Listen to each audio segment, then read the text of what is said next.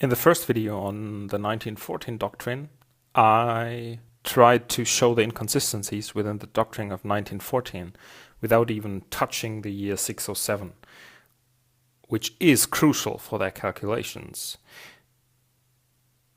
But I tried to leave it out in the first part is because in discussions I had with my former friends and cult mates, so to say, was that they immediately, when we came to the questionability, is that an English word? I don't know. I hope you understand what I mean. Is as soon as we talked about 1914, they immediately tried to steer to the 607 problem, and I found that pretty interesting because to me, it seems that they think that 607 is the major problem with the 1914 doctrine. And it is a big problem. But to me, it's not the major thing. That's why part 1 was where I have shown how inconsistent it is with the Bible. And in the following part, or maybe in the 4th part, I don't know how many parts the series will have. Let's see. You will see that there are far bigger problem than 6 or 7 alone, which is the inconsistency with the Bible. But anyways, in this video, we're gonna talk about 607. And the year 607, as the year where Jerusalem was supposedly destructed, is not even in dispute in the real world or in the non-Jehovah's Witness world, or in the world where people do actually have clues on what they talk about. Sorry to say it that direct. Do your research and you will find out that the only debate that is actually going on is if it was 587 or 586, and we talk about a debate in an expert or specialists circle. So I found that alone pretty interesting. Knowing this, we might ask ourselves how Jehovah's Witnesses explain that Jerusalem was actually destroyed in 607 BCE. And we will therefore dissect again 2 articles of 2011, namely the Watchtower from October-November 1st of the year 2011. As always, the link to the material that you can find online will be provided in the description. And I won't read every single word of the article because that would just make the video too boring. I will just give you my personal highlights to make sure that this is interesting and actually informing. Please, if you have doubts about what I say and what I claim, read the article. If you find that I made mistakes or wrong claims, please let me know. I want to be honest. And if my information does not withstand scrutiny, I'm no better than the people that I blame for not being honest. So please let me know and I will change, or I will put comments on the video to make sure that my information is actually accurate. And we'll start with part 1 of the article series, carrying the headline, "When was ancient Jerusalem destroyed? Why it matters, what the evidence shows." So this seems to be a good sign. Don't you think so? We can expect to see evidence. I mean, they ask what the evidence shows. And in the second paragraph of the subheading, they state, according to historians and archaeologists, so the specialists, 586 or 587 BCE is generally accepted as the year of Jerusalem's destruction. Why do Jehovah's Witnesses say that it was 6 or 7 BCE? What is your basis for this date? This is a point now where we could already get suspicious, and we only talk about the subheading, right? I mean, why do historians and archaeologists accept 587, and we'll just stick to 587 for matters of simplicity, as the year of Jerusalem's destruction?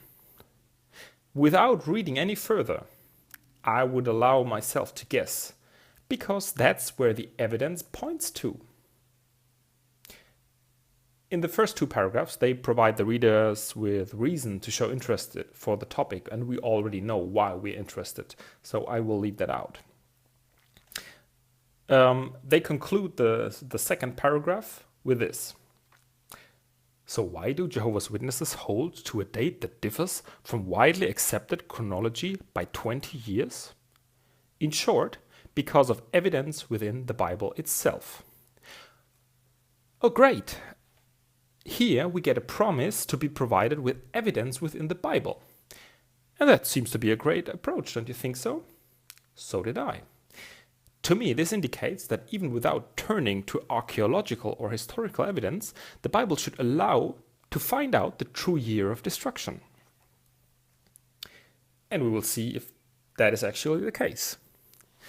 The first thing they want to discuss is the 70-year period, or for whom these 70 years were prophesied. And the first Bible verse they quote is Jeremiah 25, verses 1, 2, and 11. Unfortunately, they do only provide parts of the verses. So let us read the whole verses. They quote the NIV, but for now I will stick to the New World Translation because this is the most familiar translation for Jehovah's Witnesses. Jeremiah 25, 1, 2, and 11.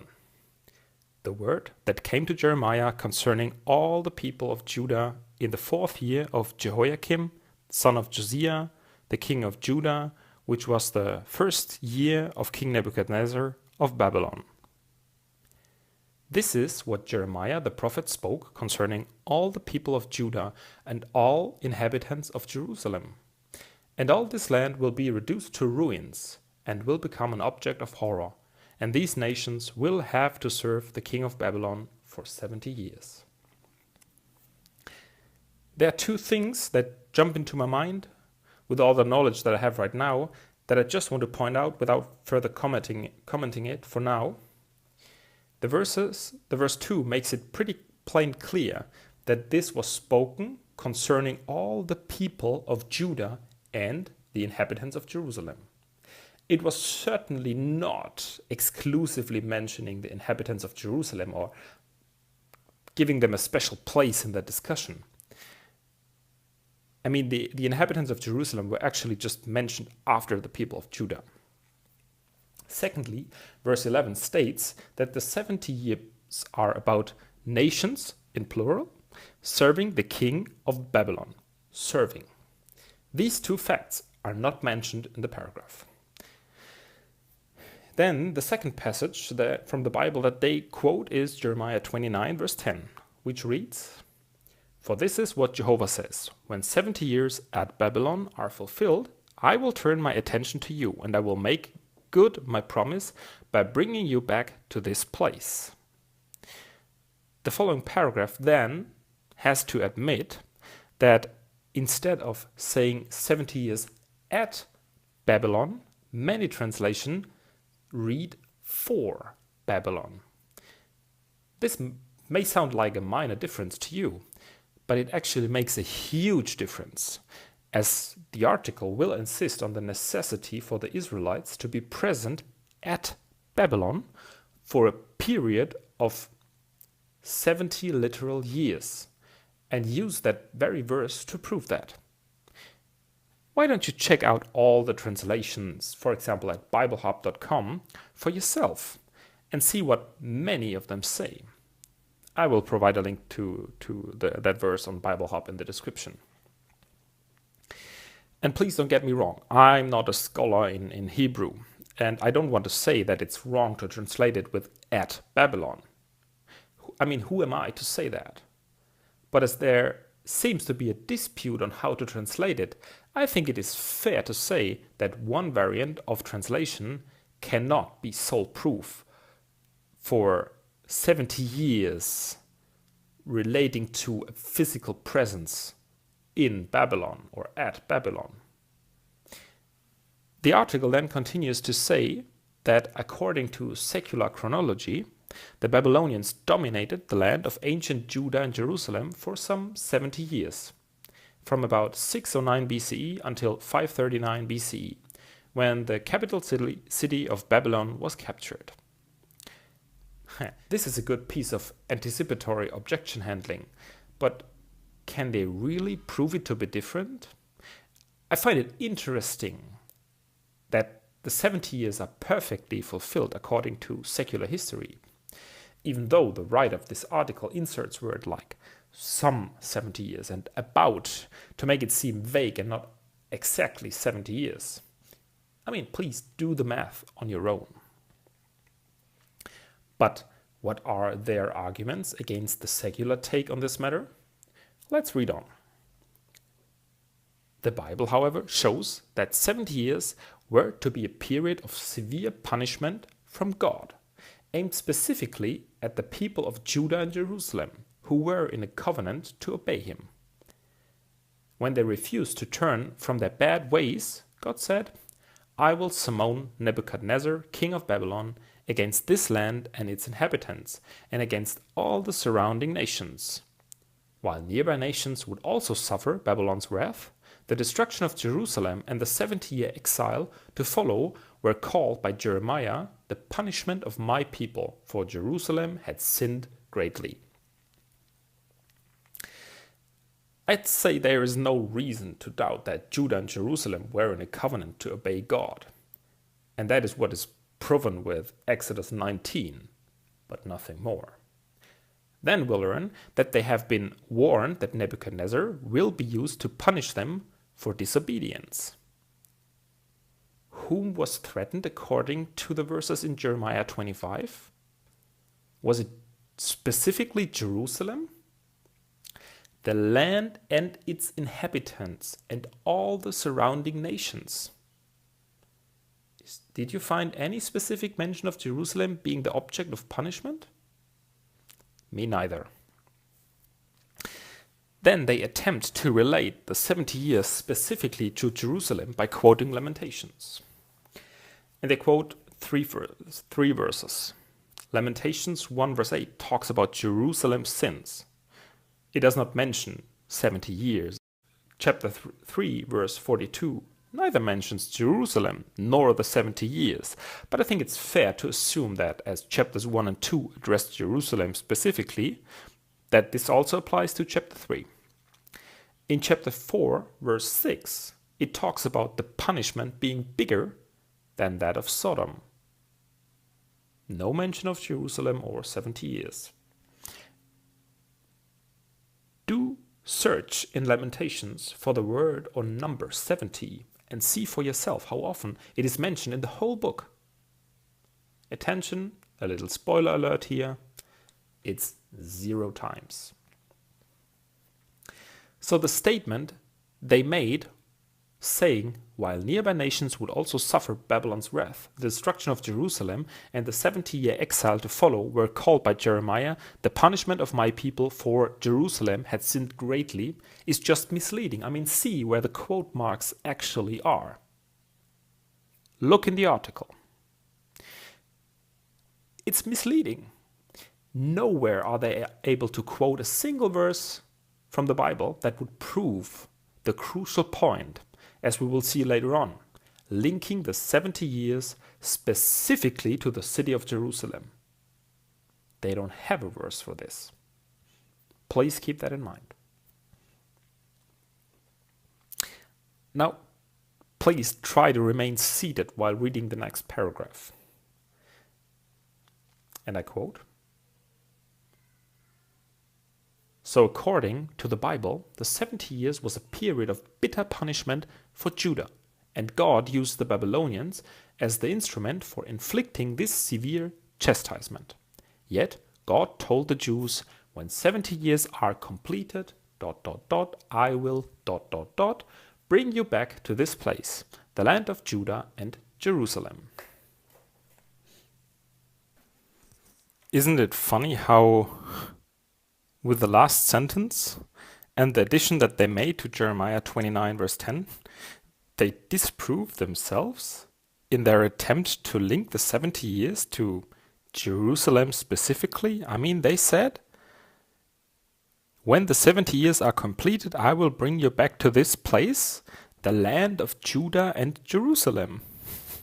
I mean, really strange, but isn't it funny what they omitted with a ... while quoting the NIV? The NIV translates Jeremiah 29 verse 10 as the following. When 70 years are completed for Babylon, I will come to you and fulfill my good promise to bring you back to this place. Dear brothers from the writing department, next time you choose a Bible to quote, don't use one that makes you look like you're lying by omission. For the NIV says that the 70 years are for Babylon, not at. To wrap up what we learned under the first subheading, they attempted to link the 70 years specifically to Jerusalem, and they failed. To do so, they even lied by omission. But let's continue with the next subheading. When did the 70 years start? There are points to make about the first two paragraphs, but that would lead me to speculate about Bible interpretations, and I try to avoid that. But really funny is the third paragraph. Let's read it. When did the land of Judah become desolated and unworked? Actually, Babylonians under Nebuchadnezzar attacked Jerusalem twice, years apart. When did the 70 years commence? Certainly not following the first time that Nebuchadnezzar laid siege to Jerusalem. Why not? Although, at the time Nebuchadnezzar took many captives from Jerusalem to Babylon, he left others behind in the land. He also left the city itself standing. For years after this initial deportation, those left remaining in Judah, the lowly class of the people, lived off their land. But then things drastically changed. Here they claim that the first desolation did not count. Where did they provide a biblical reason for this? Check it. Can you find one? Exactly. They failed to do so. Funny enough, in their own 1984 version of the New World Translation, Daniel 9 verse 2 talked about to fulfill the desolations in plural of Jerusalem, namely 70 years. They have changed this in their Silver Sword Bible. If you don't trust me, check out a language that is not yet blessed with a new silver interpretation. Let's take French, for example. The end of verse 2 of Daniel chapter 9 there ends with pour accomplir les dévastations de Jérusalem. The devastations, les dévastations, that's plural again. Spanish does the trick as well. Find the links in the description and check it out for yourself. I really wonder why they changed the translation of this very verse. Well, to be honest, I understand quite well. Unchanged, this verse ruins the argument of the first desolation not counting to start the 70 years. But I want to be fair again. If you check out BibleHub.com and various translations, they seem to disagree on if it's singular or plural in this verse. But let's proceed. Next paragraph. A Jewish revolt brought the Babylonians back to Jerusalem. They razed the city, including its sacred temple, and they took many of its inhabitants captive to Babylon. Within 2 months, all the people who had been left behind in the land, from the least to the greatest, together with the army officers, fled to Egypt for fear of the Babylonians. Only then, in the 7th Jewish month Tishri of that year, could it be said that the land, now desolate and unworked, began to enjoy its Sabbath rest. To the Jewish refugees in Egypt, God said to Jeremiah, "You have seen all the disaster that I brought upon Jerusalem and upon all the cities of Judah.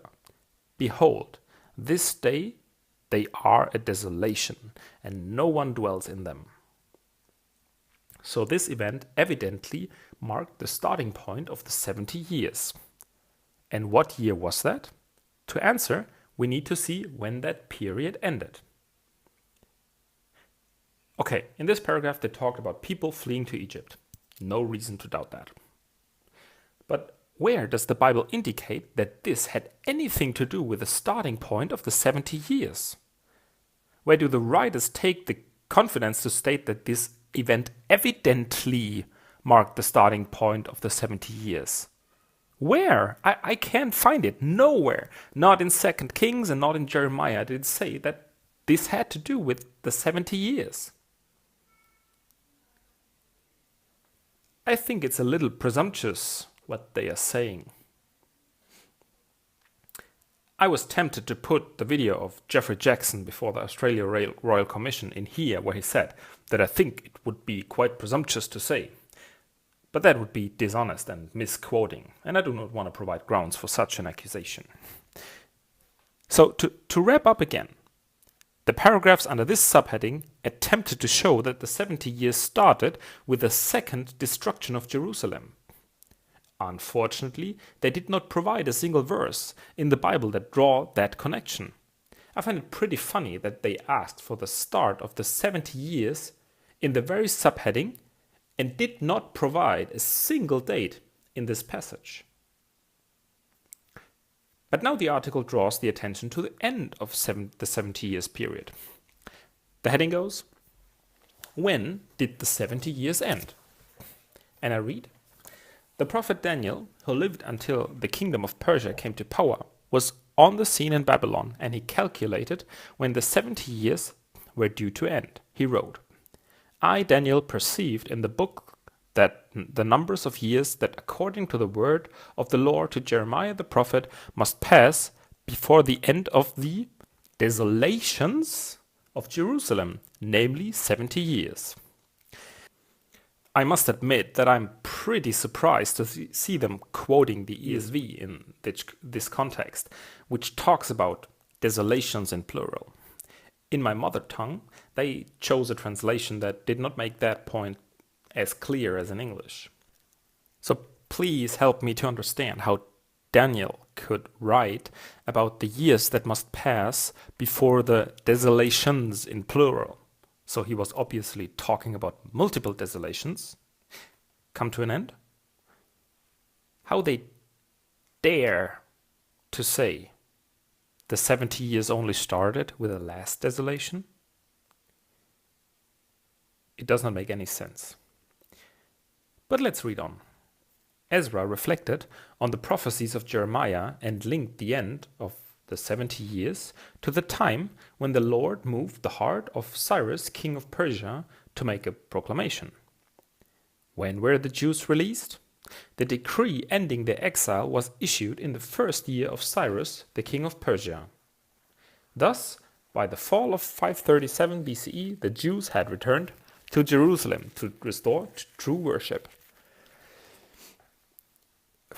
Wow, okay, in this paragraph they jump right to 537 BCE without providing any evidence for it.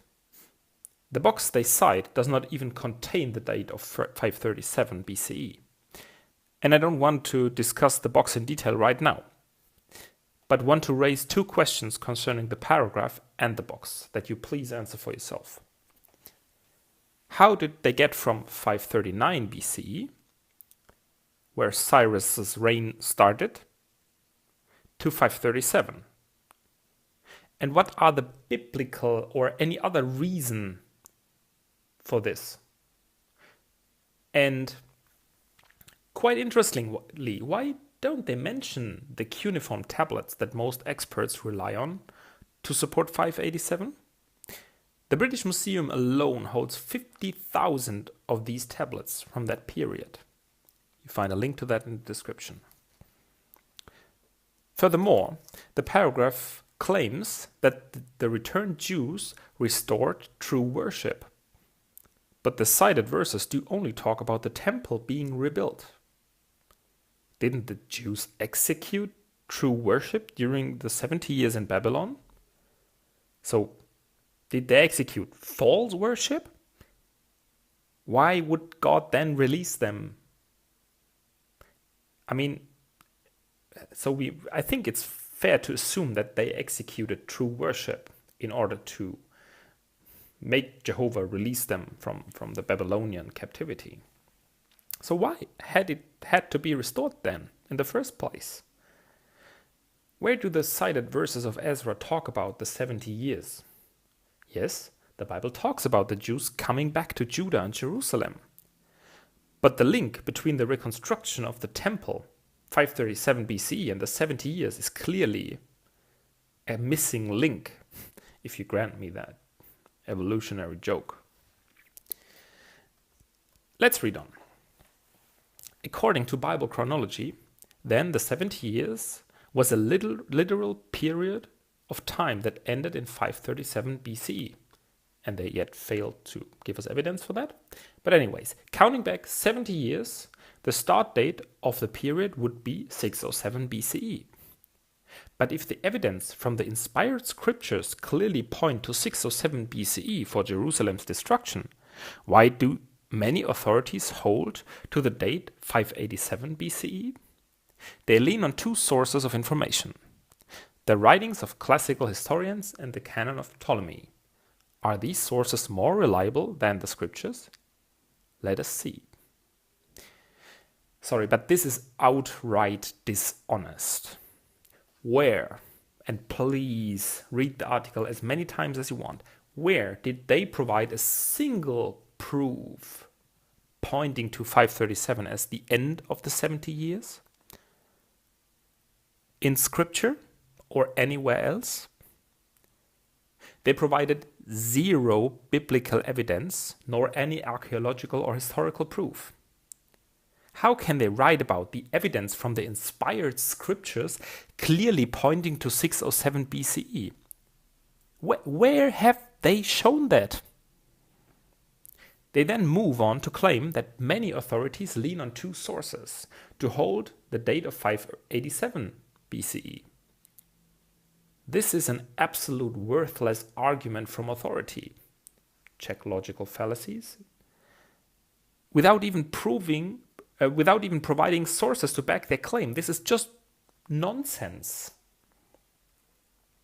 Under the next subheading, which you can read on your own if you want, they attempt to substantiate the claim that many authorities in that field lean on two sources. And they discuss one of them, the historian Berossus. They then quote scholars explaining that Berossus was often inaccurate. They discredit the credibility of Berossus as a reliable source.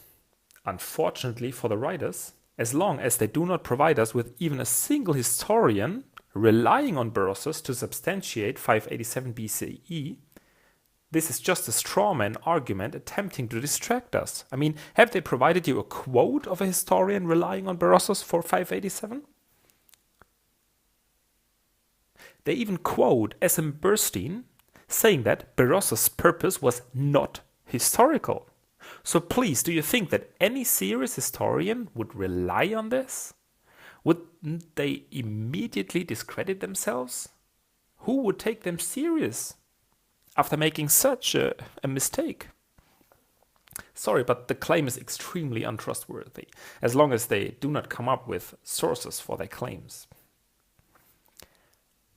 Let's see what they have to say about the Canon of Ptolemy under the next subheading. Again, I ask you to read it on your own, as me reading it would probably not add any value to the video. Let me just give you my highlights, or let's better say lowlights of this paragraph. Before they claimed that historians rely on two sources, Berossus and Ptolemy, how did they then come up with the idea to include the following quote? Regarding the list of kings, Professor Dupuy adds, as regards the earlier rulers, who included the Neo-Babylonian kings, the canon would need to be compared with the cuneiform record on a reign-by-reign basis. This professor even names alternative sources for that period. With this quote, they immediately disprove their claim that there are primarily those two sources. Let me read to you what Wikipedia states on the Canon of Ptolemy. The canon is generally considered by historians to be accurate and forms part of the backbone of the commonly accepted chronology from 747 BC forward that all other datings are synchronized to. So it is important. But, and this I want to highlight, it is not, however, the ultimate source for this chronology. Most of the names and length of reigns can be independently verified from archaeological material, in brackets, coinage, annals, inscription in stone, etc., and extant works of history from the historical ages concerned. So they just lied to you. Obviously, they lied. The text under this subheading then ends with, in general, Ptolemy's canon is regarded as accurate. But in view of its omissions, should it really be used to provide a definite historical chronology? I know what's gonna follow is kind of an ad hominem attack, but I'm sorry. I cannot help myself. My dear friends at the writing department, considering the Watchtower's stand regarding higher education, I think it is fair to assume that you are probably not historians yourself. Most probably you even lack any higher education. Do you really think you know it better than experts do? How arrogant of you. Okay, sorry for this little rant, but I mean, we read in Wikipedia what they say, and they themselves say that Ptolemy's canon is regarded as accurate. So yes, he omitted certain things, but that's how it is. I mean, there is no single true source in history. It's always kind of a puzzle, at least from my understanding. But okay, let's read the conclusion under the subheading. The conclusions based on this evidence. To sum up, the Bible clearly states that there was an exile of 70 years. There is strong evidence, and most scholars agree, that the Jewish exiles were back in their homeland by 537 BCE. Counting back from that year would place Jerusalem's destruction in 607 BCE. Though the classical historians and the Canon of Ptolemy disagree with this date, valid questions can be raised about the accuracy of their writings. Really, those two lines of evidence hardly provide enough proof to overturn the Bible's chronology. However, further questions remain. Is there really no historical evidence to support the Bible-based date of 607 BCE? What evidence is revealed by datable cuneiform documents, many of which were written by ancient eyewitnesses? We will consider these questions in our next issue.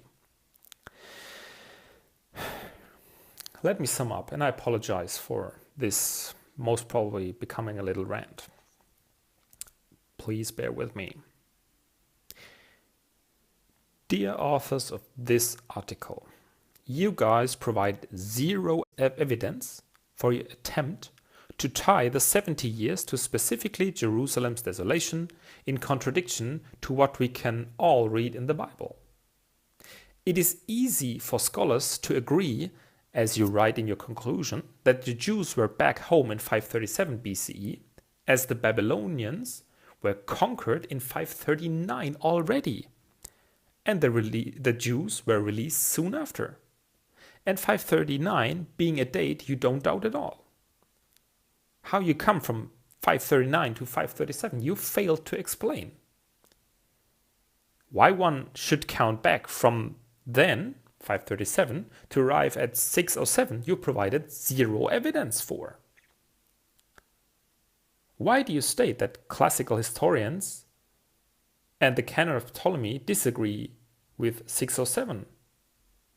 It's not only classical historians and the Canon of Ptolemy, it's all historians that have any credibility disagreeing with your foolish made-up date.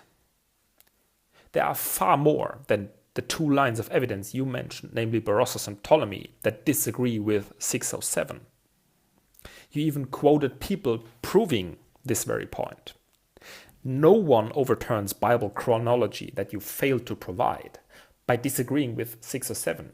You have not shown any substantial biblical proof for your take on the chronology. To call 607 a Bible-based date is an outright lie. No one overturns Bible chronology. They just overturned your stupidity. In your next article, you promise to provide us with historical evidence for your claims. We will address this later. Instead of going into the next article right away, I think we should jointly find out what the Bible actually says about the 70 years in a holistic consideration. Stay tuned. If you like this video, please like it and share it. If you want to see more videos like this, please subscribe to my channel. If you disagree with what I said or found mistakes I made, please comment. I would really appreciate that. So far, till next time.